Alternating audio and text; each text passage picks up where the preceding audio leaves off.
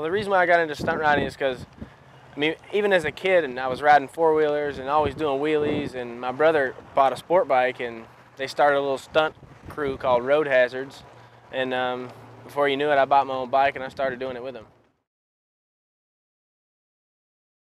Well, basically, I wanted to capitalize on one area of stunt riding, like something that I thought was my best attribute, and that being stoppies.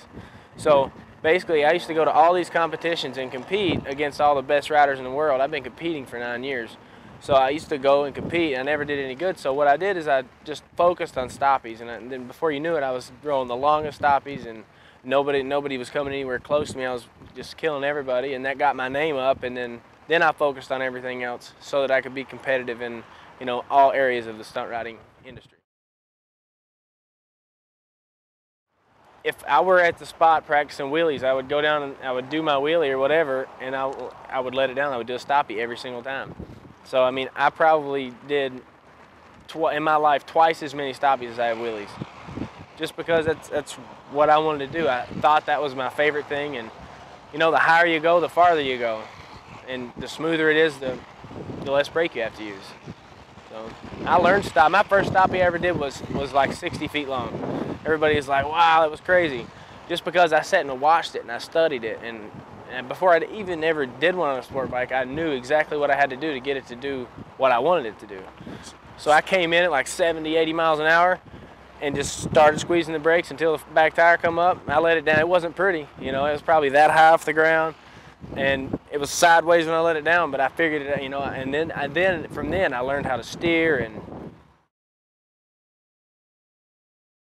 I watched one stoppie video, or one video that had one stoppie scene in it, and it was like, I think it was the Star Boys, one of their very first, like the FTP1, for like 30 feet. And I just kept watching it, watching it, watching it. I mean, I would literally rewind it and play it, rewind it and play it, because I thought that was the coolest stunt in the world. To me, that was where it was at.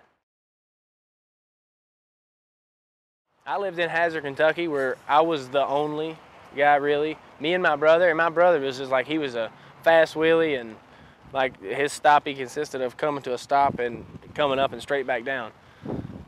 And I was the only guy. So everything pretty much I learned halfway through my career. I learned it on my own, and I thought I was the inventor of it. You know what I mean? But I mean, there was other people out there doing the same stuff, but I never saw them because I lived in the mountains.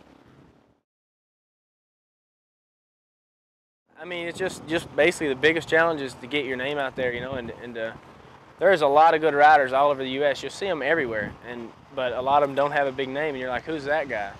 But basically, your name is everything, you know, and being the best rider and practicing and just being out there all the time, and don't be afraid to compete, you know. Even if you know you're not going to win, go out there and compete. Just like there'll be 4 events wherever we go. I will compete in every single one of them just because I want my name to be said. You know, Bill Dixon coming out, he'll be a competitor in this, or, you know, and that's the way I did it.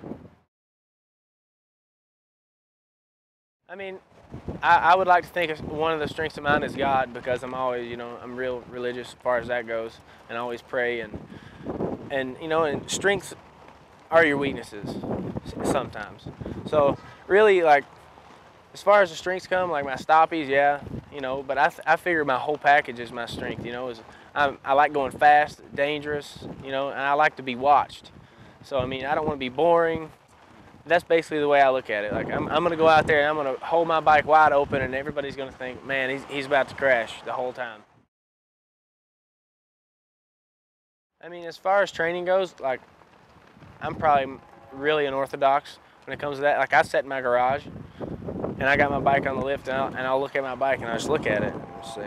I'll sit on it, you know, and I'll sit in different positions, and I'll say, oh man, I should try this, and then I'll think about that. Before I even attempt it, I've thought it through 1,000 times. And then after I've thought it through, I go out and I practice it. When I go to practice, I don't do it. I mean, a lot of people, it might even be way better than everybody else's way. I don't know. If I go out to practice, I'm going there for a purpose, and I'm going to go out to learn something. And when I come back, hopefully I've learned it. If not, you know, I go back out another day.